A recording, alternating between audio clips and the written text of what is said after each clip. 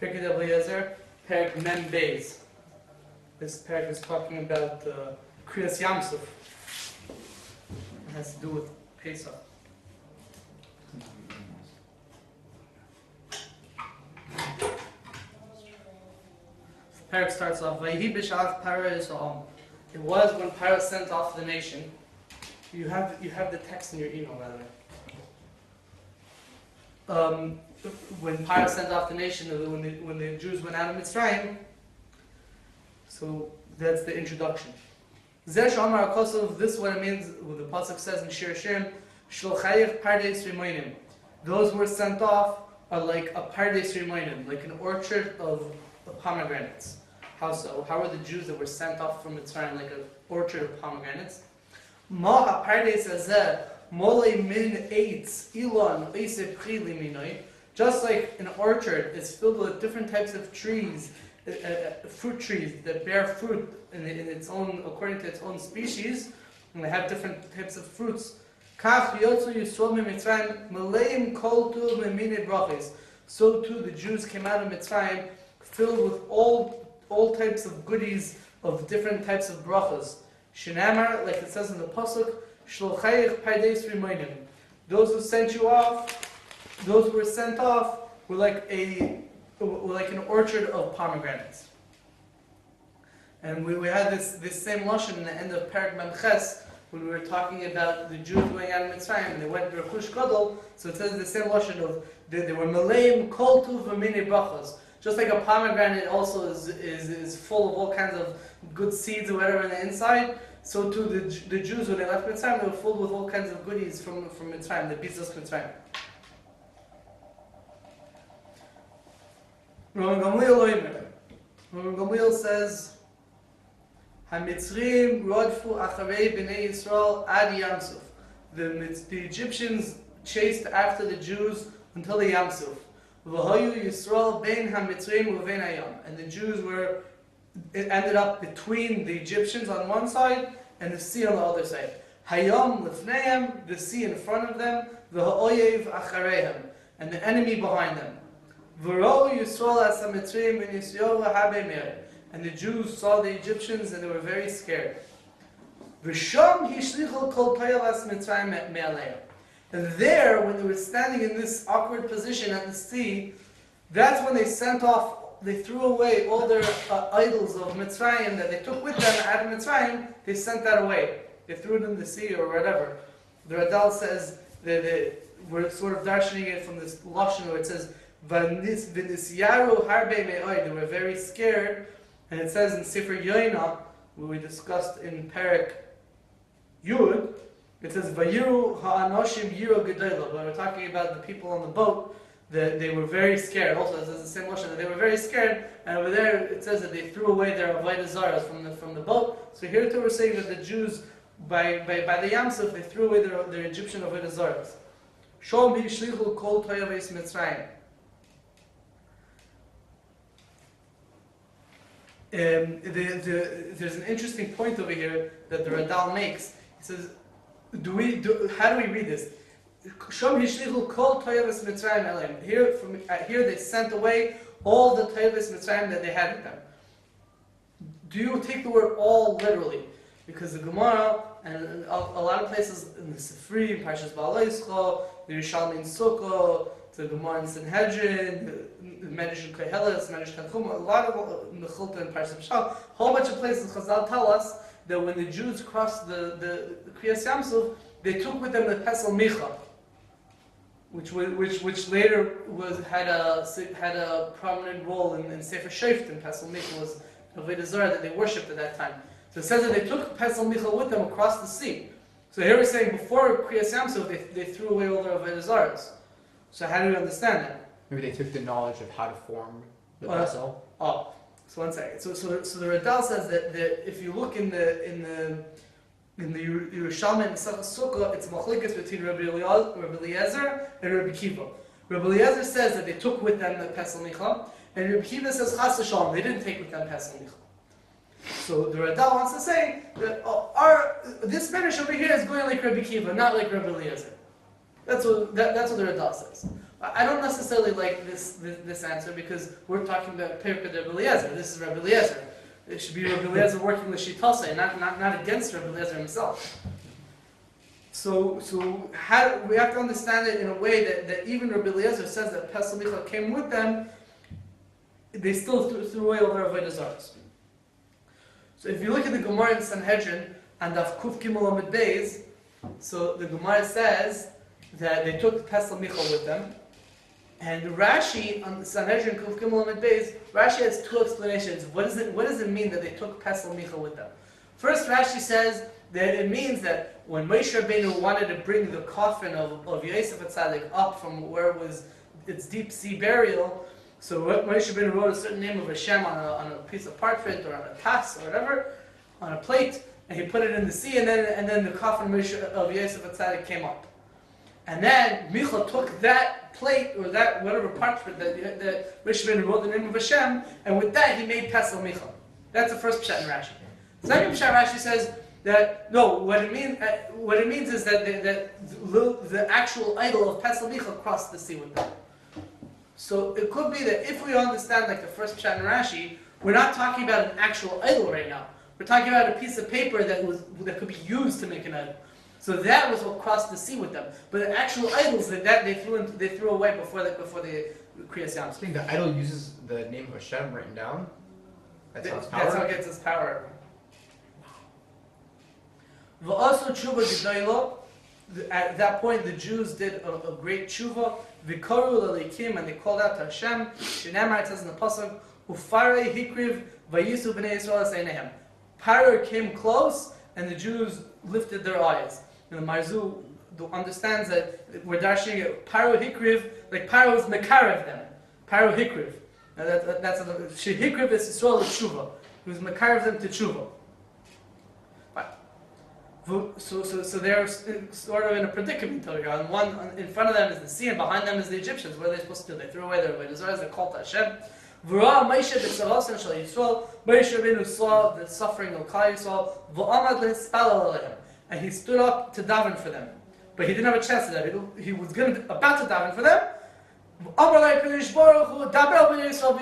don't daven. Go speak to Bnei Yisrael and go travel. Go right there. Go forward. Amar Moshe lefnei Kadosh Baruch Hu. Hashem, Moshe Rabbeinu says in front of Kadosh Baruch Hu, Ha'oivim me'achareihem ve'hayom me'lefneihem. The enemies are behind us. The sea is in front of us. Le'ezeh derech yisrael. Which way are we're supposed to travel? So me'asa Kadosh Baruch Hu. What did Hashem do? Sholach l'Michael hasar hagadol. Hashem sent Michael, the great officer in the Shemayim, the Malach Michael. And he became a wall of fire between the Jews and the Egyptians. And the Egyptians were running after the Jews to come closer to them. But they weren't able to come because of this wall of fire. It's interesting that usually in Chazal, Gavriel is the Malach of Eish, not Michal. But here it says that Michal was the one he became a wall of fire. But usually Gavriel is the Malach of Eish.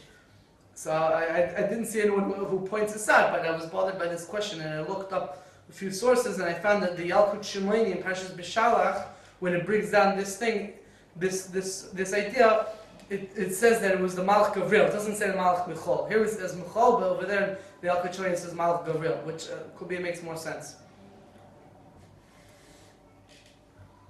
Fine. V'loi.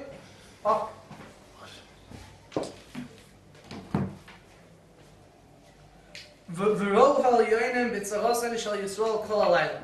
The uppers in the heavens, the heavenly bodies, they saw the suffering of Klal Yisrael the whole night. The Malachim, they saw what Klal Yisrael was going through the whole night. What's this suffering that we're talking about? We just said that the Malach Michal turned into a wall of fire so that the Egyptians can't come close to the Jews. So what's the suffering? What's the problem?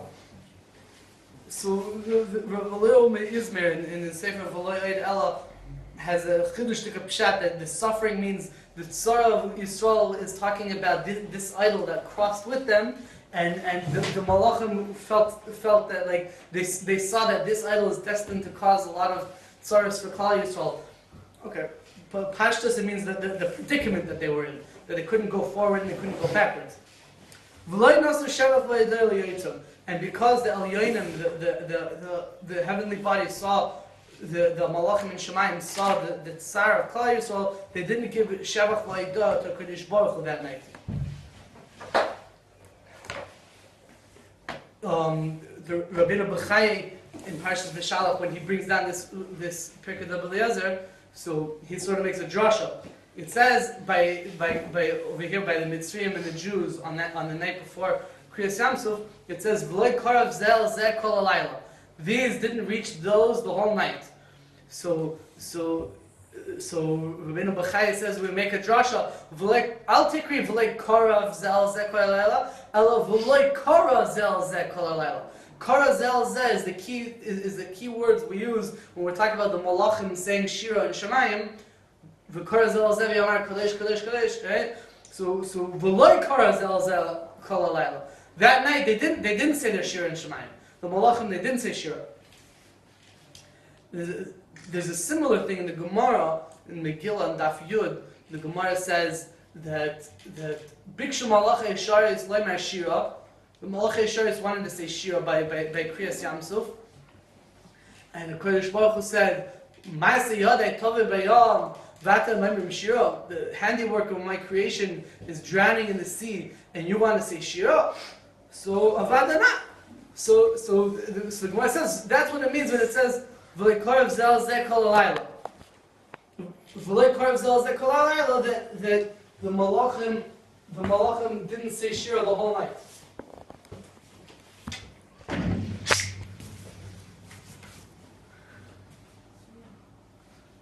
The malachim didn't say Shira the whole night.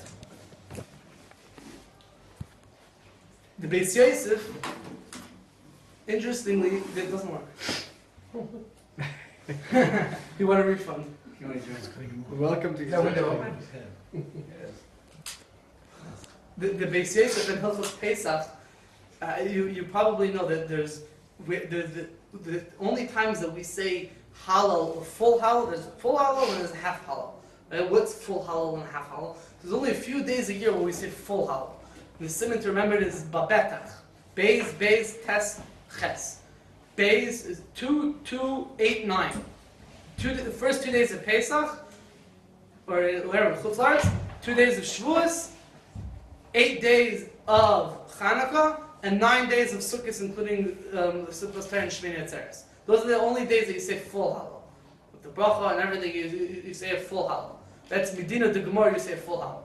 Any other times that we say Hallel, what we call half Hallel, really you don't have to say Hallel, but there's a minute that we say Hallel, even though you don't have to say Hallel.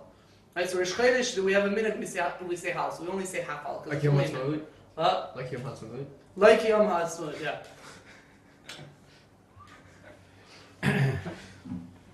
Interesting question. On You say a bracha b'shem b'malchus, it's not in the Shel, which bracha? But the on Shvii Shel Pesach we don't say the full Hallel. Right? Why don't we say the full Hallel on Shvii Shel Pesach?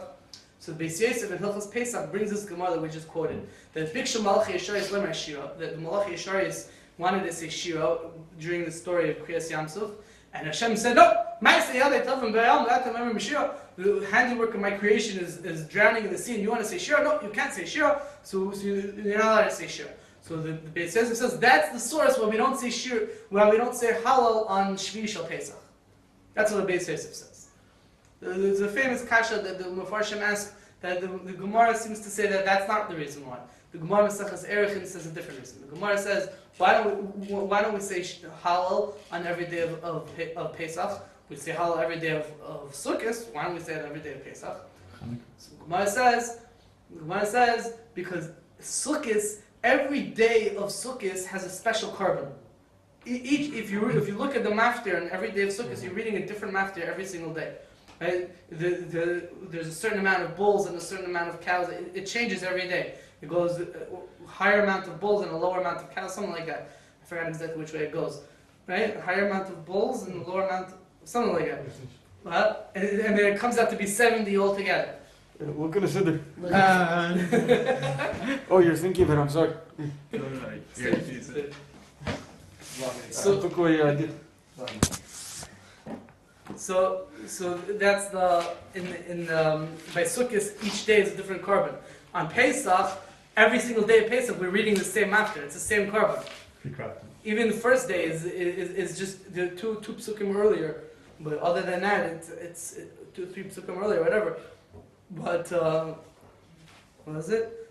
Let's see. The first day of Sukkot, right? You bring 13 cows. And then the second day of Sukkot, you bring 12 cows, and then 11, and 10, etc. It goes down. You start off with 13 cows, and it goes down. 13 cows, bulls. I'm sorry, bulls, not cows. Mashenkin on Pesach, you bring it's the same carbon. So since it's the same carbon, so it's like one big holiday. So you say Hallel once at the beginning, and that's good enough. Mashenkin Sukkot, each day is a separate holiday because it has a separate carbon musaf. So you have to say Hallel on its own for each day. Another kasha they asked, according to the Beis Yosef's reason why you don't say Hallel. So that's why you don't say it on Shvii Shel Pesach, because Kriyas Yamsuf. What about Chol Hamoed? From the second day of Pesach, or the first day of Chol Hamoed and onwards, you don't say full Hallel anymore. Why not? The only reason, according to the Beis Yosef, is because of Kriyas Yamsuf, so that's the Shvii Shel Pesach. So the Taz asks this question. The Taz says that the Chol Hamoed is, the point of Chol Hamoed is to make a chibur, to make a connection between one Yom Tov and the other Yom Tov. Like the Ramban in Parshas Emor says that Sfiras HaOmer is like Chol Hamoed because it connects Pesach to Shavuos. So in Pesach you have Chol Hamoed Pesach connects the first day of Pesach to the last day of the Pesach, right? And you can't have that the connection is going to be stronger than the things that it's connecting. If the last day of Pesach you're not the Shvii Shel Pesach, you're not saying Hallel or not saying full Hallel, so Chol Hamoed you're also not going to say Hallel because it's going to be a bizayin. That the connecting days is going to be more chashuv than the object days. Fine. Amar Kadosh Baruch Hu Moshe. So Kadosh Baruch Hu said to Moshe, right, what are we supposed to do over here? Hashem said to him, Moshe, Neteyas Yodcha al Hayam Uvkoehu. Moshe, stretch your hand upon the sea, and you're going to cut it. V'nata Moshe, you're going to cut through the sea. V'nata Moshe es Yodei al Hayam. Moshe stretches his hand over the sea. V'loi kibel alav lehibokeah. And the sea did not agree to split. So what did Moshe Rabbeinu do? V'hero bris milah. Moshe Rabbeinu showed him the bris milah. V'arein Yosef, and the coffin of Yosef. V'hamata shechaku kolov shema mefurish, and the staff upon which is engraved the ineffable name of Hashem, the shema mefurish. V'loi kibel, and the sea did not agree to split. So why did Moshe Rabbeinu have to show him these different things over here? So Rabbi Yomi Izmir says, what? So that's interesting. Sorry, continue. I have a question. So Rabbi Yomi Izmir says that first Moshe Rabbeinu thought, oh, the reason why the sea doesn't want to split is because maybe the sea thinks that there's some sort of we're carrying a Avodah Zarah with us or whatever. So he showed him the bris milah. Because Chazal tell us in the Tana Debei Yo Rabbah, it says, Amar Kadosh Baruch Hu Yisrael, Imatem mekabel mes brisi, ki ilu mekabel elikusi. If you're mekabel a bris, it's like you're mekabel the sovereignty of Hashem's godliness. You by keeping the mitzvah of bris milah, you're showing that Hashem is your God. So by showing the bris milah, you're saying, no, there's no avodah zarah by us. We're keeping the bris milah. We're maintaining our integrity with the covenant of Hashem. So then Moshe Rabbeinu showed him the Aron of Yosef. Why the Aron of Yosef? Moshe Rabbeinu was reasoning, maybe the sea doesn't want to split because we have an avera in our background. We have some bones in our closets. We have the fact that the brothers sold Yosef, and we're sort of guilty for that.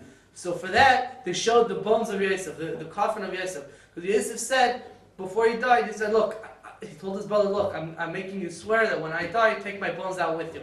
And I don't know where he sees that, but he sees from that really Yosef was already Michael his brothers, and the only time that he had on his brothers was make sure you do this. He didn't have anything else to complain against his brothers. That was all Yosef wanted.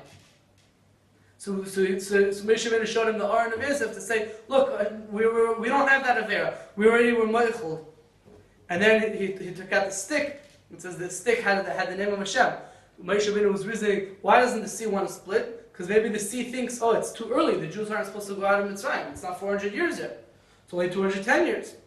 So he took out the stick. He said, look, this stick has the name of Hashem. Hashem made the cheshbon, medaleg el-harim, mekapes al-gvois. Hashem made a cheshbon of when the Jews are supposed to go out. That's not up to you. That's up to Hashem. That's not up to you.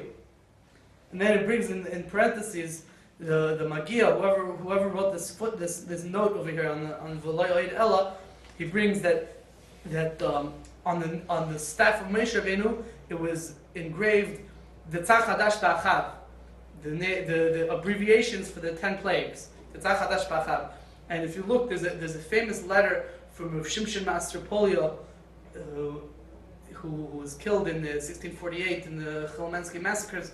Rav Shimshon Master Polio was a big Mekubal, so he has a whole letter. It's printed in the beginning of a lot of Agadas, where he writes that the Tzach Hadash Ba'achav represent different Shemes and Shemayim that have to do with the Geula. So Moshe Rabbeinu was showing him the stick with those names and saying that the Geula is supposed to come over here. Stam, it's interesting. It's a whole machlikas, different sources of what was written on the stick of Moshe Rabbeinu. Was it the name of Hashem? Was it the Makkos? Was it an abbreviation of the Makkos? If it was the name of Hashem, which name of Hashem was it? Was it Yud Kei Vav Kei? I think the Bartanura and Mesachas Avos says it was Yud Kei Vav Kei. Others say it was the 72-letter name. There's a whole wichus. I don't want to get into that, but there's a lot of different pshatim about that. Interesting thing about Yosef, it says that Hayam Rav Hayanos. What happened here?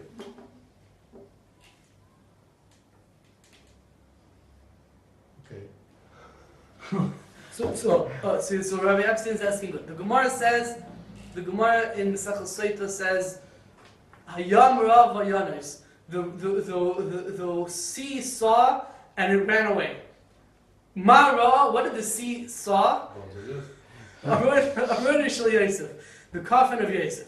What's the significance? Because it says by Yosef, when Yosef's tribulations with the wife of Potiphar, so it says Vayanas vayetzer chutza. He ran away and he went outside. Right? So Vayanas. So you see that there's some connection between Kriyas Yamsuf and Yosef running away. So the Gemara says that B'schus Yosef, who was able to control himself and run away from the wife of Potiphar, B'schus that the sea ran away, and that's how he had Kriyas Yamsuf. That's what it says in the Gemara. B'schus Yosef. In another medrash it says it was B'schus Bris Milah. And we know also that the Yisod of Yosef and the Yisod of Bris Milah is the same Yisod. I think we've spoken about it before. It's the same Yisod. So over here it sounds like Moshe Rabbeinu showed him to see these things and the sea didn't split. But it could be, I don't know if it's a question, because it could be that the pshat is that it didn't split when he showed it to them, but when it did split in the end, we're going to see what happened and how it did split. The Hashem came himself and told it to split, and then it was Beseder. But what was the schus that made it split? Could be it was the schus of Yosef, the schus of Bris Milah. It was the schus that made it happen. But even after it was showed that thing, those wasn't elements. the trigger. Right. But so what happened? Rishon Moshe Levnei Kodesh Baruch Hu. Vama. Moshe went back to Hashem. He showed the Bris Milah, the Aron Yosef, the Mata. Nothing worked. Right, so Moshe Rabbeinu went back to Kodesh Baruch Hu. Amar, he said to him, Rabbein Kol Olam, a master of the universes.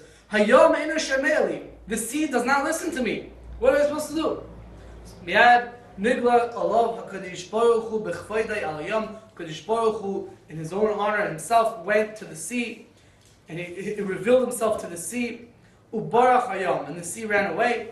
V'ragzu Amayim, and the waters were shaking or got scared. V'cholu v'ragzu, and they were scared and they started shaking. V'yardu v'sahaymes, and they went down to the depths. Shenamar ra'ucha mayim elikim. The waters have seen you, Hashem. Ra'ucha mayim yochilu. The waters have seen you and they became scared. Fine. Rabbi Eliezer says, B'yom shenikv'u hamayim, boy b'yom nikp'u. On the day that the waters were nikv'u, that they were gathered, on that day they were nikp'u. They became hardened. What does that mean? On the day of the week that the waters were gathered, Yikovu Amayim in Parshas Bereshis, which is Tuesday, Yikovu Amayim v'Seirei HaYabasha. So that was Tuesday of Kriyas Ha'olam. On that day, on a Tuesday, that was when Nikpa'u Hamayim. The waters became hardened by Kriyas Yamsuf. And the Radal says that it's sort of like a Lashon Neifel, a Lashon, Nikva'u and Nikpa'u. It became hardened and V'nasu l'shnei masar shvilim. The waters became hardened and went into 12 different paths, or 12 caves. Or I haven't looked into this, but I'm wondering if we find any sources that say explicitly that there were connected shnei masar shvatim. That these are connected corresponding to the 12 tribes.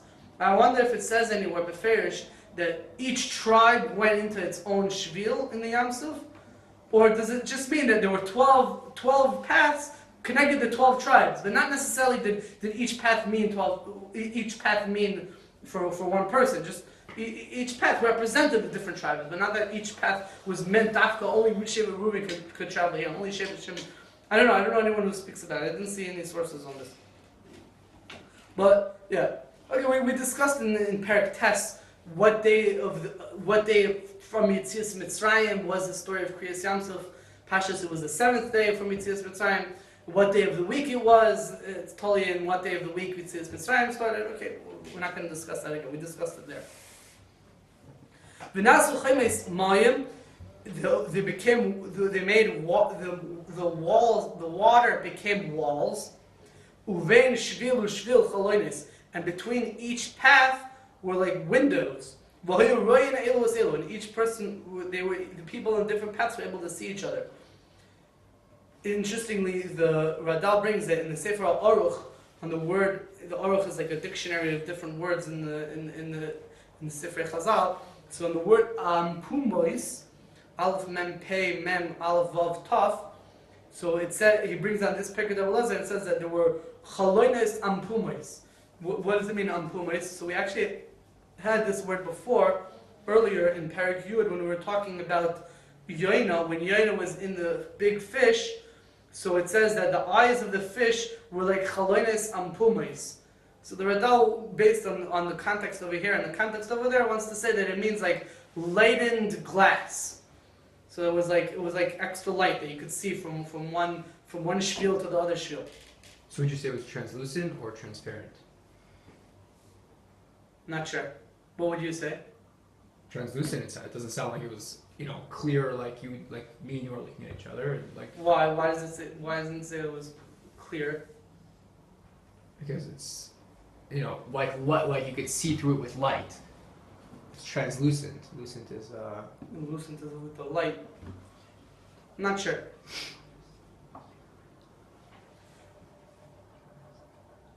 When they were crossing the sea, they saw Kadosh Baruch Hu walking in front of them.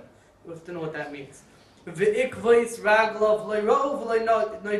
gets even weirder. But it says, and the heels of his feet, of Hashem's feet, they didn't see and they didn't know about. I don't know what that means. It says in the Pasuk, they saw your walking, Hashem. Another Pasuk says, Bayom darkecha, in the sea is your way, ushvilcha b'mayim rabim, and your path is in the great waters. And your heels, they don't know. So I don't know what that means. That they saw Hashem walking and they didn't know about the heels. I don't know what that means. The Radal compares this to something we learned in Pirkei, where we said that the waters are bound under the feet of Hashem. Which when we mentioned it over there, we also didn't know what it meant. So here, this is another thing that's related to that we don't exactly understand. Rabbi Kiva Eimer, going right.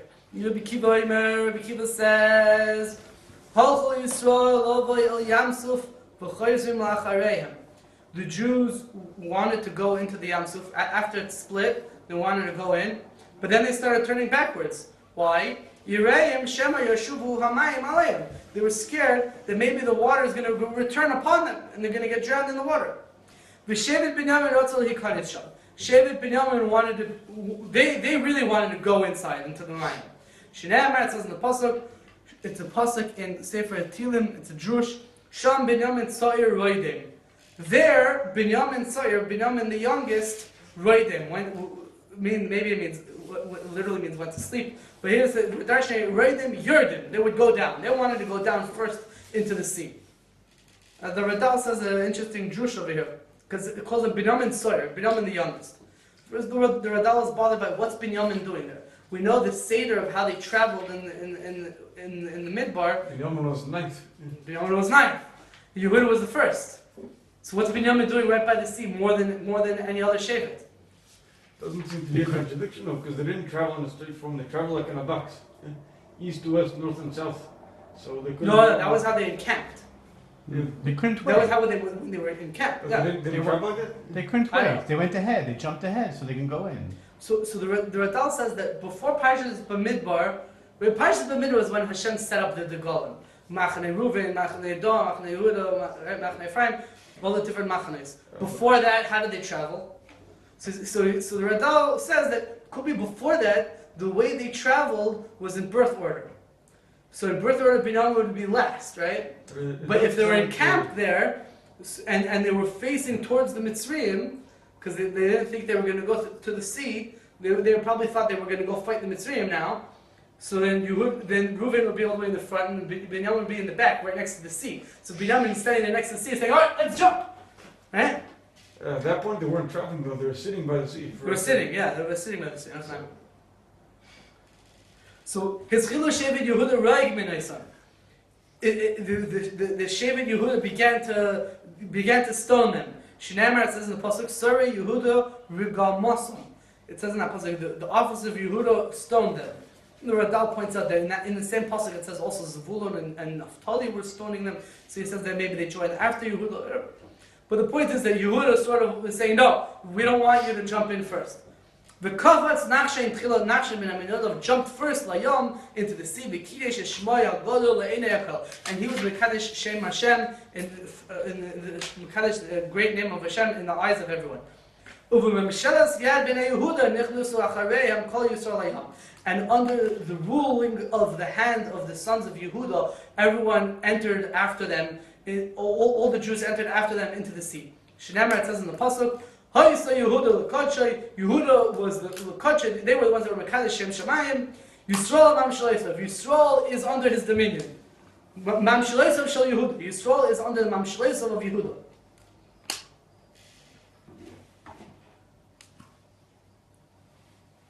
V'hoyu hamitzrayim rotzim lovei acharei Yisrael v'chayzim la'achareim. First, the Mitzrayim wanted to go chase after the Jews into the sea. But then they decided to turn back. Yireim Shema Yashuvu Hamayim Alayim. Because they were also scared that maybe the waters are going to return and cover upon them. So it looks like they're not going to get drowned. They're going back. So what did Hashem do? Nira b'mayim ki ish reichev susya.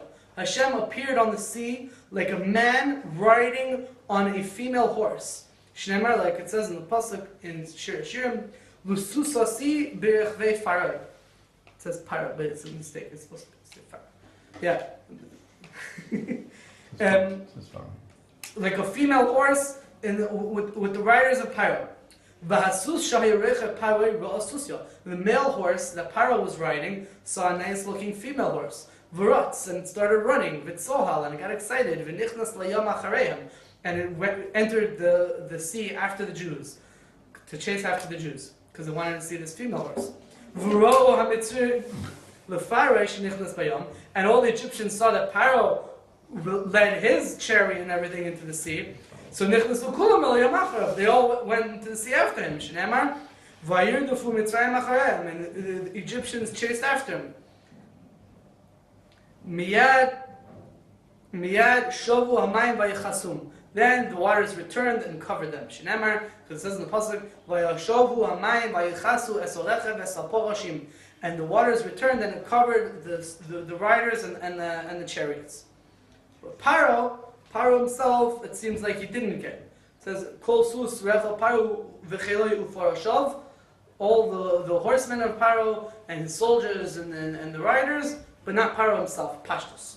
We'll see what Pirkei in Perek Mem Gimel speaks about how Paro survived and ended up becoming the king in Nineveh and whatever. That's in the next parak. But in this parak also, Paro comes up again after the Egyptians are drowned. Ben Azai, a new thing. Ben Azai says, Hakol b'midah. Everything that Kodesh Baruch Hu did in the story of Kriyas Yamsuf was measured. It was all done midah keneged midah. Kishem is go hamitzrim v'yishlichu hayiladim layar. Just like the Egyptians were proud and haughty, and they sent the Jewish boys into the river, so too Kodesh Baruch Hu sent them into the sea. And in the beginning, the opening words to Oz Yasha says, Ashir Hashem ki go'ai go'ah. I'm singing to Hashem because the way the Medrash is darshaning him, because that which they became proud through, that which the Mitzrayim became haughty with, we became proud with that. That which they used to do not nice to the Jews, they're throwing them into the water, so they got thrown into the water. Ki go'ai go'ah. We'll remember this line for a little bit later. Everything that Hashem did by Kriyas Yamsuf is midah keneged midah. Right. Rabbi Shila says, Kol ha'yiladim she'yishlichu layar lo yimesu. Once we're talking about the Jewish boys that were sent into the river, so we'll speak a little bit about that. Rabbi Shila says that all the Jewish boys that were sent into the river, lo yimesu, they didn't die. Ela ha'yar hifli toisam v'hishlichosam lemidbar mitzrayim. Rather, the river spit them out and sent them away to the wilderness in Mitzrayim, the Sahara Desert, Pashtus. Maybe Sela b'fikol echad ve'echad v'sela mitzida. Because Kodesh Baruch Hu brought a rock next to the mouth of each one of these kids, and a rock next to him. V'hasela shaya b'fiv, the rock that was next to his mouth, haya meinik oisei dvash. Would nurse him honey. And the rock that was next to them, it would give off oil for them.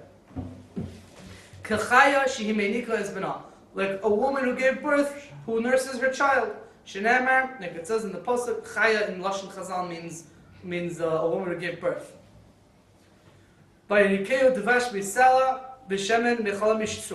Yeah? Does the Gemara in Mesachos Brachos say that oil is harmful by itself? Oh, the Gemara in Mesachos Brachos Daf Lamed Hey Amud Beis says that a person who drinks oil on its own, it's dangerous, right? You learn Brachos.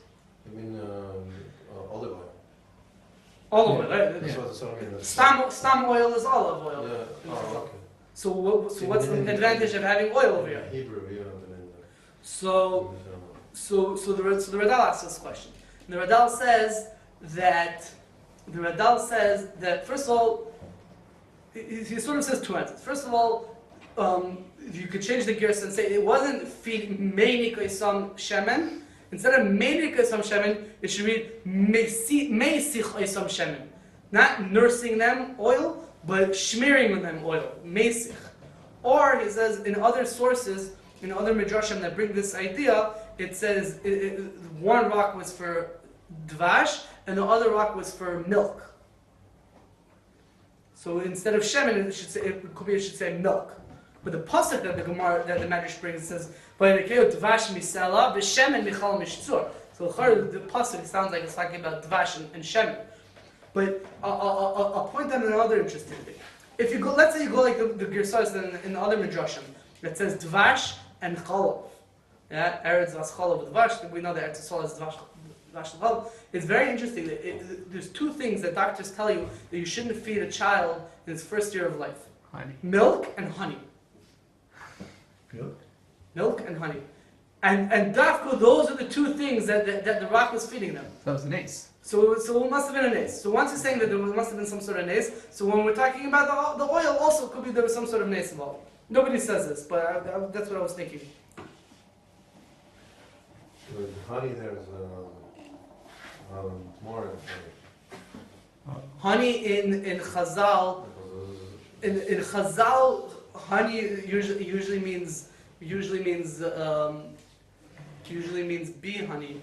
In the Pesach, it usually means date honey. No? Are you sure? I'm not so sure. I'm not sure. I don't think so. What do you say? I think Chazal said that tomorrow. Chazal also when they say stam dvash means. It says in the Gemara, it's a long as well. It's the thing with the fruits, and it brings the pasuk. The pasuk says, "Vash tomorrow." Bad. Saying date honey, anyways, is not so dangerous for kids. Yeah. But still, the milk was the same problem. Milk, yeah. You're not talking about. Well, if we're talking about human milk, then it's not. You're not talking about honey. So the nace was that it was human milk and not. Maybe the nace was that it was human, yeah. It's like the old question of, by Makkah's dam, the water turned into blood. So what type of blood was it? Was it human? If you took a DNA test, like what would it come out? There's the two types: the blood and the bull and the cow. Uh-huh. The bull and the sheep blood. Yeah, I don't know. Be positive. Be positive. Without DNA, was able to know what kind of blood was what. Okay.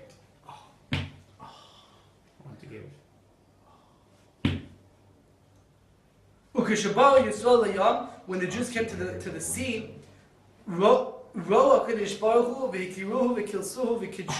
these kids that were saved, that grew up in the wilderness of Mitzrayim, they were the ones that recognized Hashem on the sea, and they recognized Him, and they praised Him, and they were Mekadesh Him. Shinamar, Zeh Keli v'Anveu. This is my Lord, and I will glorify Him. We always say that Zeh is something it's tangible. It's right here. It's something you can point at. Zeh. So when these kids saw the miracles of Kriyas Yamsuf, they said, "Oh, that's Hashem." Zeh Keli v'Anveu. It was like so obvious to them.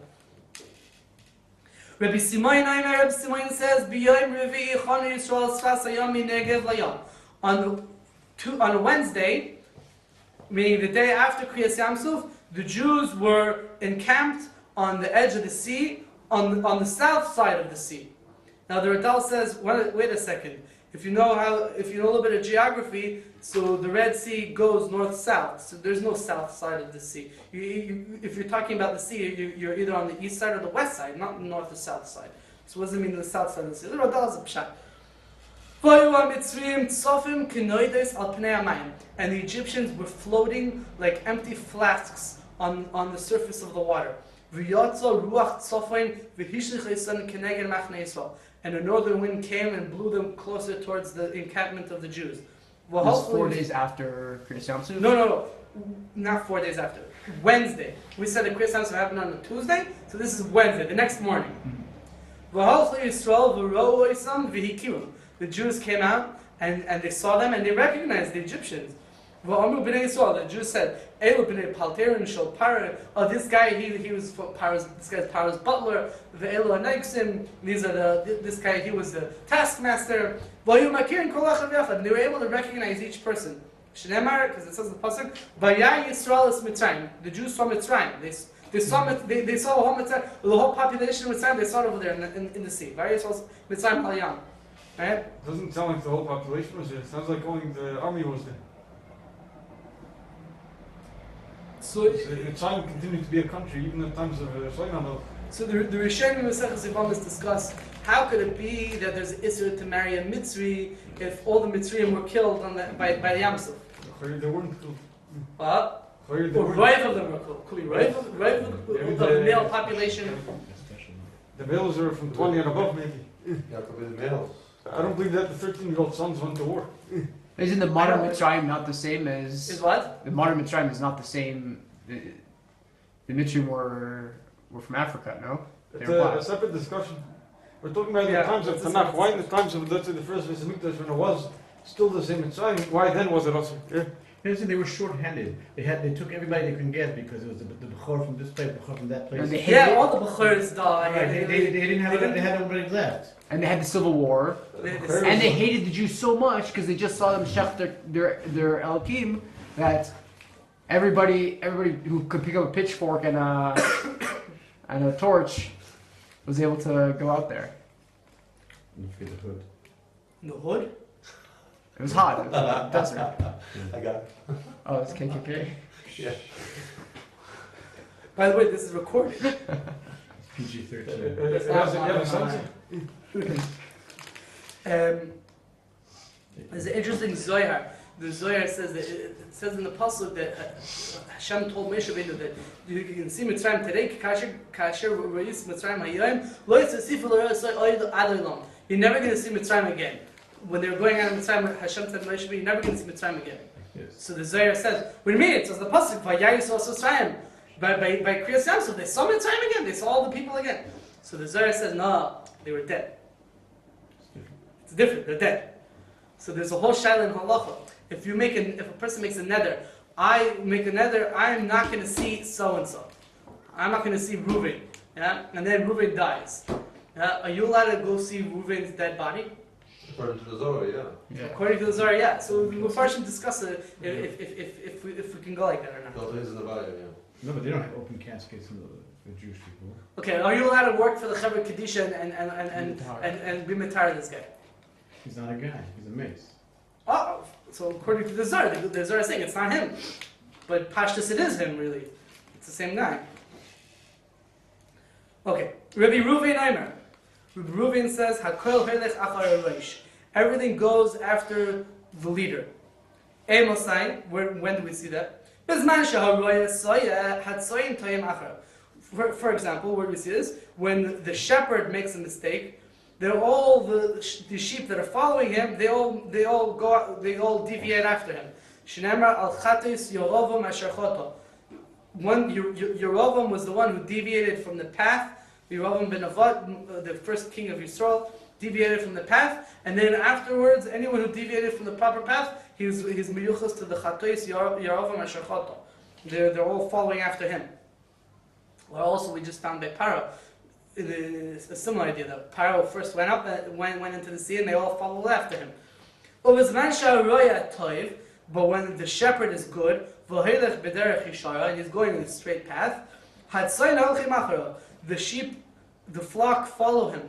Moshe Rabbeinu was a trustworthy shepherd.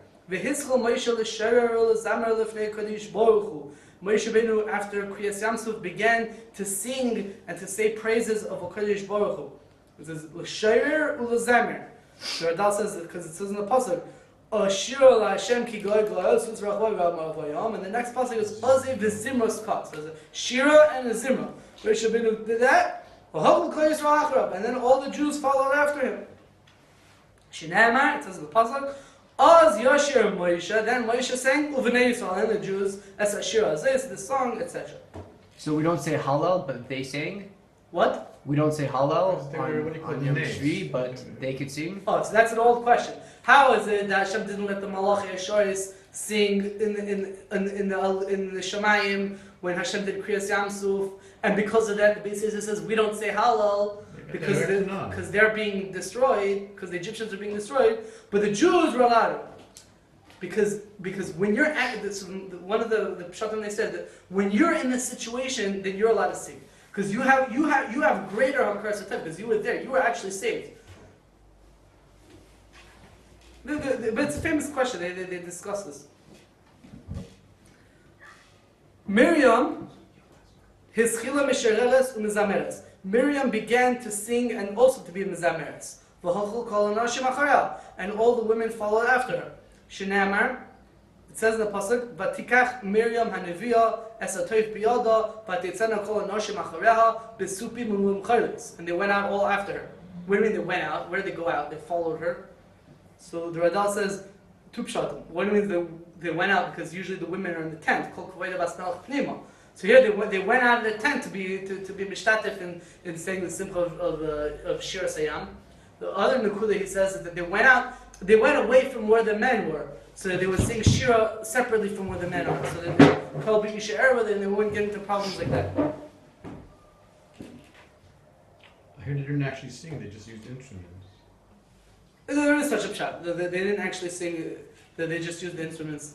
Another pshat is that they used the instruments to obfuscate the sound of the singing. You couldn't hear them singing because the music was so loud. Could be also the issue if Kol Isha wasn't around them. No. For what to do. Chas v'sholom. Ki koilech orev u'marech nove. And you find this of Kol Isha before Matan Torah. Do we find the Isra of Kol Isha before Matan Torah? It's a gedder, no? Vada. It's a gedder on Gila Rois. It's not an actual Isra before itself, the Rois. You don't find it amongst the Tariq mitzvahs. I remember seeing somewhere else that he wasn't exactly like a shir like we know, like it's not MBG or Shvii. Same way that Yaakov a shir is like a with the label. It's more like a praise to Hashem in a formal shir is not exactly like with the voice. So like it's not like I don't know performance. what does that mean? Like a chant. Gregorian chant. It's very easy to say something like that. Yeah, it's not a song like we know what song is. It's different. To say things. Is it allowed Right, to hear saying things to on hear our a woman's, ovulation. talking? Yes, it is allowed to. Okay. They're not speaking there. He married 4 sisters, yeah? Yeah. After Matan Torah, now how to do that. Okay, fine, but there's different answers. There's different mafashim speaking about these type of Some people issues. say that even then they're makvan on Kol Isha. What? Some people say that even then they're makvan on Kol Isha. I don't know. I'm saying could be. Why not? Because otherwise it's not a question. If Kol Isha is nichlal in the Isra of Lei Sikrivu, and the Ramban holds that Lei Sikrivu is Isra Daraisa, so it could be it's an Isra Daraisa. And if Avram Avinu kept Kol Torah Kula before it was given, because it says they kept Asher Sham Avram B'Kreli, I feel like every Tavshilin. Yaakov Avinu also kept all Torah, he married 4 sisters. So if So you see that it wasn't the... there was exceptions. What? Yaakov had to deal with a lot of Kol Isha. Okay. Well, like he said, that it wasn't a song, right? He said it was like a chant. Yeah, there's a song. Yeah, it's like they're pronouncing the words and not singing it. I think they were saying they were saying it, but shira sounds like singing. It was nevuah, right? It's not the same thing that we know as shira. What if it was right? Was like the saying that it was a melody or something? It was not. We're not talking about music as we know it. Yeah. That's the pshat of it. I'm gonna say it's nevuah, right? Wasn't everyone nevuahizing the song? Sure. Yeah. So that it was nevuah, it wasn't song. But I'm saying it says the word shir. It was saying, it was sung. that's how the nevuah came out. So what are the answers which are given over here? Huh? What are the answers which are given? Listen, we're not saying that's why they went away. But Titzena kol anashim acharecha. Also, he says the pastors that because of the problem, they it takes care of the problem. Okay. Umenayin ha'ilem tubim umchaylis b'midbar. How did they have tubim umchaylis? Or what, symbols and Egyptians. what? Egyptians wrote it. Tambourines. Tambourines? What's a tambourine? Tambourines and cymbals, right? From the drums, Yeah, some drums and cymbals, right? So where did they have cymbals and tambourines from, right? So rather, it's interesting that it says tupim and muchaylis, because there is a shita that learns that muchaylis means muchayil it could mean a circle, and it could mean a dance circle. Tupim and muchaylis could just mean that they were dancing, and muchaylis just means they're dancing in circles. It could be just tupim was the musical instrument. But here you see that tupim and muchaylis were both musical instruments. From the chariots, the wheels of the chariots, they turned them into symbols. They improvised. Could be. But the Medrash doesn't say that. The Medrash says, rather, the tzaddikim are always know and rely on the fact that HaKadosh Baruch Hu is going to make for them miracles and powerful occurrences. So when they were going out of Mitzrayim, they made for themselves tupim and mechalos, so that when they go out and Hashem does nisim for them, they could sing shira. But Amru Yisrael of Kadosh Baruch Hu, Kal Yisrael said in front of Kadosh Baruch Hu, Rebbeim Kol Ha'olamim, Master of the universes. Eilu shekamu lovay aleinu la'abdenu mi'olam elcha. Those who have come upon us to destroy us from your world. Sorry? And anyone who comes up against us is as if he's coming up against you. They're saying a tefillah to Hashem. All of them with your great strength, with your proud strength, and your great wrath, they should be smitten devoured like straw. That was the tefillah that they were saying in one of the tefillahs they were saying in Al Zosha. Amru Yisrael lefnei Kadosh Baruch Hu, Klal Yisrael said in front of Kadosh Baruch Hu, Ein kamoicha b'malachei hasharis. There is no one like you amongst the angels, the ministering angels. How so? B'chein kol kinoi shman elikim Michael, Gavriel, Michael ba'elim Hashem. All the malachim, so the names of the malachim, they all have like a kinoi, like a sort of, they have like a nickname partially of Hashem. Michael has the Aleph Lamed at the end, the Kel from Hashem. Gavriel has the Kel from Hashem. Raphael, etc., etc. They all have a Kel from Hashem. But nobody is like Hashem from all those people that are like, that have the Kel in Hashem's name. So that's how the Medrash is understanding the pasuk of Micha Moicha B'Kelim. Who is like you, Hashem, from Micha Moicha in the Kelim of all these people that end with the word Kel. That's interesting because there are malachim that don't end with Kel. There's some malachim that end with Vav Nun, and some malachim that end with Yud K. Matat ends with Vav Nun. There's other malachim that end. What? Satan? No, he ends with he's spelled as Samach Mem. But there are malachim that end with Vav Nun and malachim that end with Yud K. But so it's not like a cloud that all malachim end with Aleph Lamed. But that's the point. Even the bad malach ends with Aleph Lamed. That bad malach, the Samach. Samach, that's what you said. Because then he needs the power from Hashem. It's like he's a servant. Right, everything is coming. Whatever is doing. Just like the Shem. Just like the Shem and Surah. What are you planning to What? What? What are you planning to Mincha? I davened Mincha already. We're going to try to finish the parak. Mincha is like 7, right? Yeah, no, I'm going to Mincha on a different place. Huh? You too? Oh, 6:40. Fine. Let's try this. 20 minutes.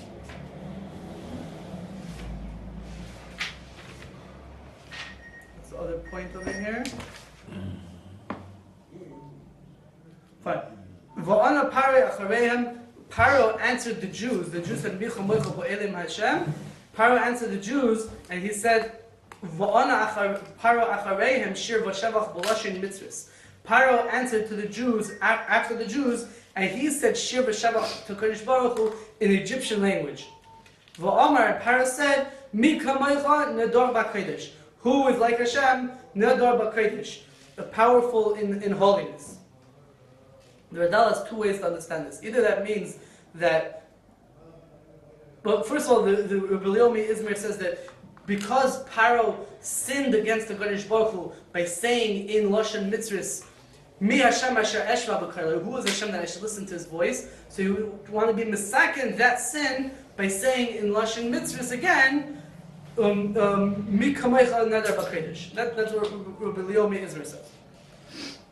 The Radal has two ways to understand this. Either it means that what happened was that Paro said it, what the words Mikamecha Nedar B'Kodesh mean in Lashon Mitzvahs, he said it in Lashon Mitzvahs, and when Moshe Rabbeinu wrote down the Torah, they translated it into Lashon Kodesh.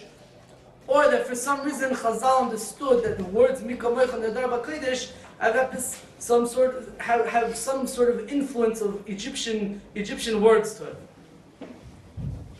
Fine. Weiter.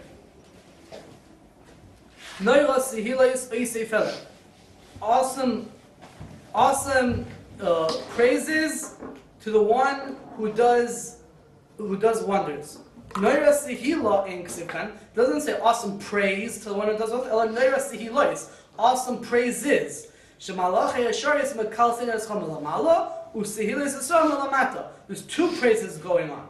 The Malachei Hasharis are Mekales HaKadosh Baruch Hu in the heavens, and the Jews are Mekales HaKadosh Baruch Hu in the earth. You just said that the Malachei Hasharis weren't singing Hashem B'Yithim Rishus. No, this is afterwards. Okay. Either this is afterwards or this is in general. V'chein hu oimer ve'ata kodesh yoshev tehillas Yisrael. You are holy, sitting in the praises of Klal Yisrael. And the Gemara says that ein rishus l'malach yashar to say shira, and to Klal Yisrael says shira. So all the tehillas are miyuchas to Klal Yisrael, even the ones that the malachim say. Okay. Notisa yemincha tivleimai oretz. You stretched out your right hand, and the ground swallowed you up. Omar Kodesh Baruch Hu La'aretz. This is a very interesting one. Kodesh Baruch Hu said to the ground after Kriyas Yamsuf, after the Egyptians were drowned, Kabli ichlusayich es hachalalim.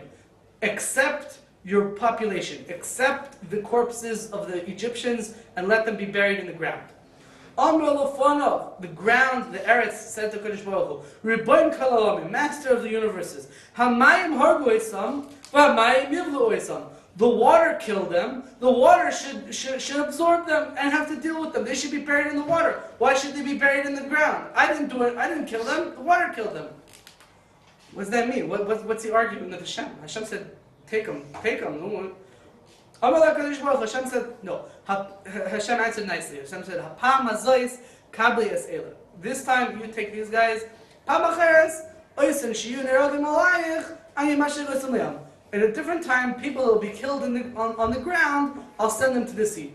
Shenamar, it says in Shiras Levoiro, in Sefer Shoftim, Nachal Kishan grew up on Nachal Kedumim. That after the Canaanim were killed, so the rivers came and took the bodies and took them away. So they were killed on the ground, but they were buried in the water. Okay, bad. So what was the ground saying to Hashem, and Hashem answering back? So the Rabbi Leomi Israel has a little bit of a pilpul dik pshat over here. It says like this, based on what we said earlier, that everything that Kodesh Baruch Hu did by Kriyas Yamsuf was midah keneged midah. Everything has to have a cheshbon. Everything worked out. Yeah?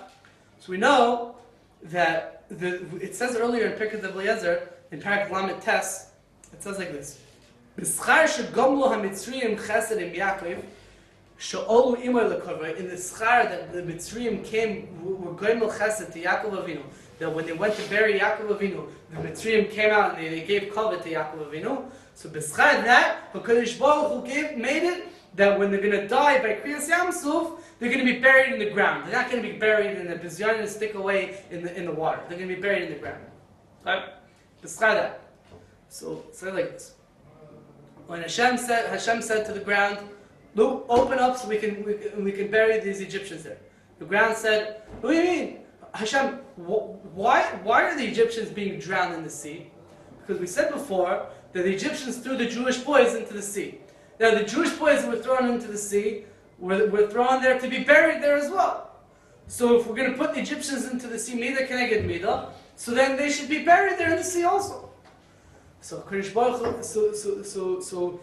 Kodesh Baruch Hu is saying back, no, when we're talking about midah keneged midah, we also have to do, they did a good thing. So we have to give them schar for the good thing that they did. The good thing that they gave kavod to Yaakov Avinu when they were going to bury Yaakov Avinu in the ground.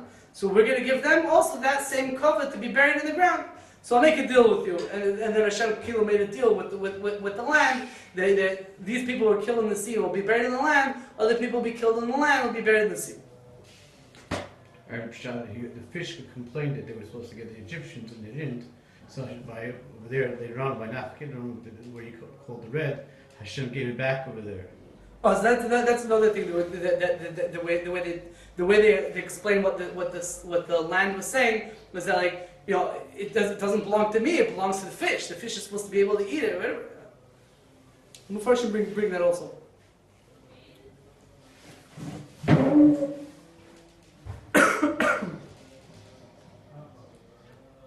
Amr Lefanov Rabbeinu Shalom Ma B'Shah Shaloi Nerag Ele Echad Esarati Bavur. It's a continuation of the dialogue between the sea and the land and the Kodesh Baruch Hu. The land said in front of Hashem, only one person was killed by when Cain killed Hevel and he buried Hevel in under the ground. So Kodesh Baruch Hu says, Arur ha'adama, Asher Patzal Pil to be Mekabel the dam of Hevel. So one person was killed, and I opened my mouth to accept him to be buried, and I was cursed. If I open my mouth to accept all this whole population, then for sure I'm going to be cursed. So I don't want to do it. So the land said to Hashem, Master of the universe, give me the swearing of your right hand that you're not going to claim anything from me. Kadosh Baruch Hu lifted his right hand.